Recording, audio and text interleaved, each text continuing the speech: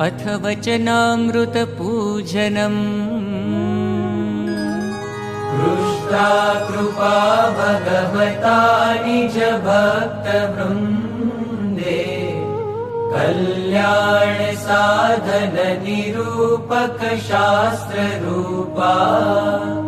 दृष्ट्वा वयं द्विशतवार्षिक उत्सवेस्य, वन्दामहे सुवचनामृत ग्रन्थराजम्।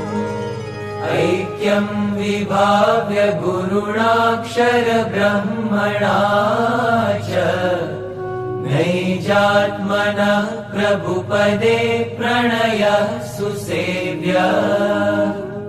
सिद्धान्त उक्त इह यो हरिणा प्रमुख्यो,